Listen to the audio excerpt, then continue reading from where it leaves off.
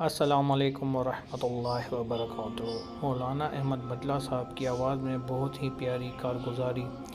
مال اور دولت میں کامیابی نہیں ہے۔ اس بیان کو پورا دیکھیں تاکہ آپ لوگوں کی آنکھیں کھل جائیں۔ جزاک اللہ۔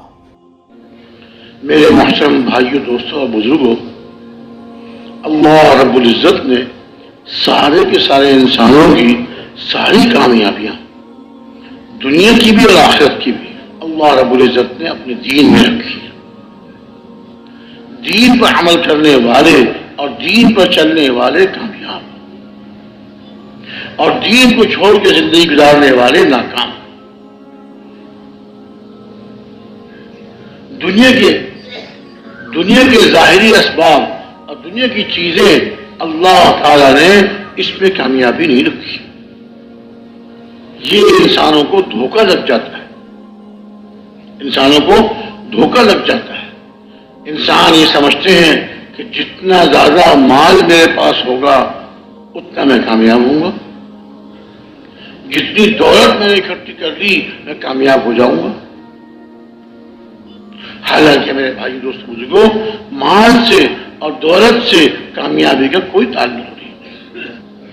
مال میں کامیابی ہوتی تو دنیا کا سب سے مالدار ترین انسان قارون، وہ دنیا سے کامیاب ہو کے جاتا،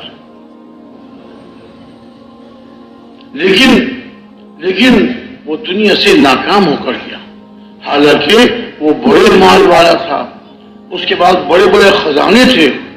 اللہ رب العزت نے قرآن شریف میں ارشاد فرمایا کہ اس کے خزانوں کی چابیاں، جی ہاں، اس کے خزانوں کے تالوں کی چابیاں ایک مضبوط طاقتور جماعت اس کے اٹھانے سے عاجز آ جاتی۔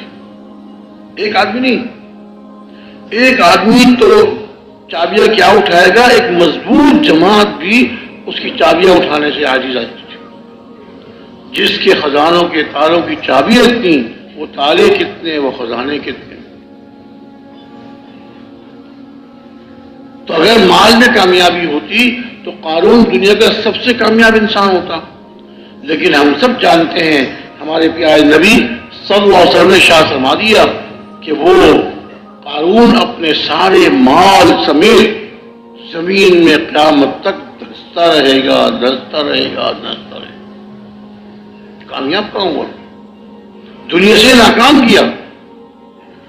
عقل مند آدمی، سمجھدار آدمی اپنے ہر کام کے انجام کو دیکھتا ہے، اس کا انجام کیا ہے۔